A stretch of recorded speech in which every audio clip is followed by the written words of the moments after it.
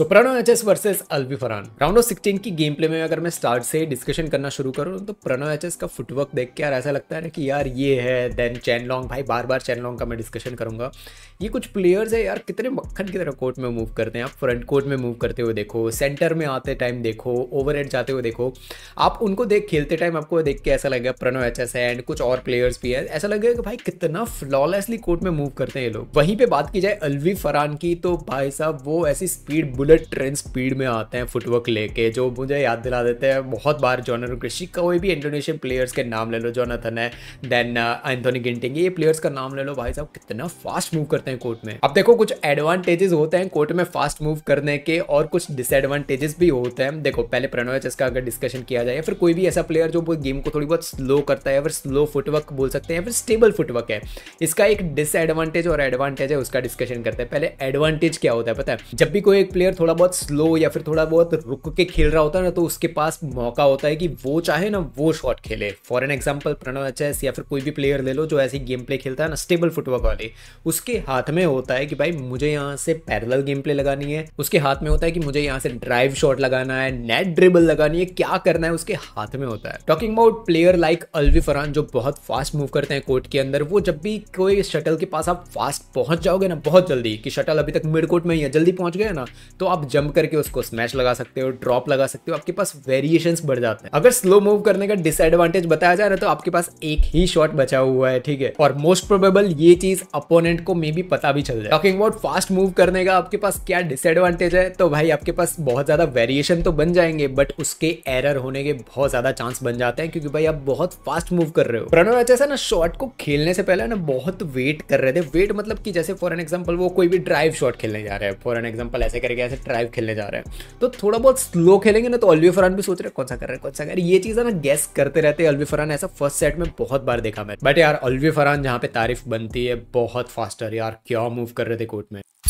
सो 11 point के बाद hashtag SP recommendation, ये रैली आपको देखनी है। 11-13 वाली रैली है, प्लीज जाकर देखना आज का रिकमेंडेशन। अल्वी फरहान ना थोड़ी स्ट्रेटेजी चेंज करने की कोशिश कर रहे थे। वो ट्राई कर रहे थे कि प्रणव एचएस को बैकहैंड है ना वहां पे पुश करे, वहां पे जो बैकहैंड ही लिए जा रहे थे प्रणव है।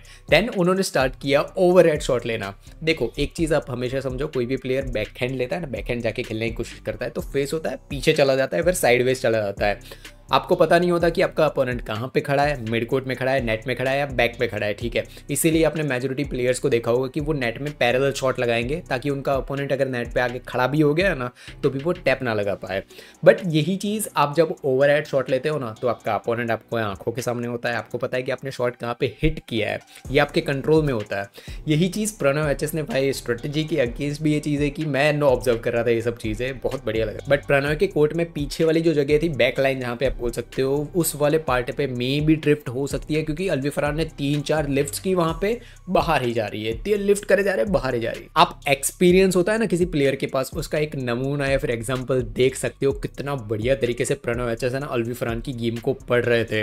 वो फ्लैट शॉट खेलने की कोशिश कर रहे हैं, उसको पढ़ रहे हैं बहुत बढ़िया तरीके से, रेडी है प्रणव एचएस। बट एक गलती, एक छोटी सी गलती कि भाई जो होता है ना फिनिशर, अब मुझे यहाँ पे फिनिश करना है, मैंने सामने वाले की गेम तो पढ़ ली, फिनिश करना है, वहां पे प्रणव एचएस की स्मैश 1-2 बाहर चली गई। On the other side Alvi Farhan जो जंप स्मैशेस ले रहे थे ना भाई, मुझे यार एंथोनी गिंटिंग का जो प्राइम पार्ट था ना वो याद आ गया कि कितना बढ़िया खेलते थे एंथोनी गिंटिंग। 18-17 स्कोर से प्रणव एचएस यहाँ पे लीड कर रहे थे एंड मुझे ऐसा आइडिया आ रहा था कि maybe first set Pranav H S तरीके से यहाँ से ले जाएंगे और सेकंड और थर्ड सेट तो एक्सटेंड होने ही वाला है कुछ भी हो जाए। बट वही चीज़ हुई जो मैं बार बार पिछले पता नहीं 1-2 महीने से डिस्कशन कर रहा हूँ, Anders Anderson versus Pranav H S. ये मेरे दिमाग से जा ही नहीं सकती क्योंकि वही चीज़ वापस यहाँ पे हुई है। 18-17 से जहाँ पे प्रणव 1 पॉइंट से लीड कर रहे हैं, 21-19 से प्रणव फर्स्ट सेट हार गए एंड आई वाज लाइक आए ये क्या हो गया। सेकेंड सेट की शुरुआत की जाए ना तो उसके अंदर पहला ही डिस्कशन जो मुझे करना है ना वो ये है दैट प्रणव एचएस का जो बैकहैंड वाला पार्ट है ना वहां पे अल्वी फरहान ने इतना ज्यादा टारगेट करना शुरू किया है। देखो स्ट्रेटेजी कैसे दी पता है अल्वी फरहान की, पहले वो पुश करेंगे प्रणव एचएस को बैकहैंड साइड में, ठीक है, पहला शॉट वहां पे होगा, दूसरा शॉट होगा नेट पे। ये चीज कंटिन्यूस आप देखते जाओगे। ऑफकोर्स कुछ शॉट उन्होंने फोरहैंड में भी खेले बट ये मेजोरिटी स्ट्रेटेजी थी अल्वी फरहान की जो मुझे ऑब्जर्व हो रही थी। बैक लाइन से फर्स्ट कोर्ट में, बैक लाइन से फर्स्ट कोर्ट में उनको को मूव करवा रहे थे पूरे डायगोनल कोर्ट में, बार बार ये चीज़ हो रही थी।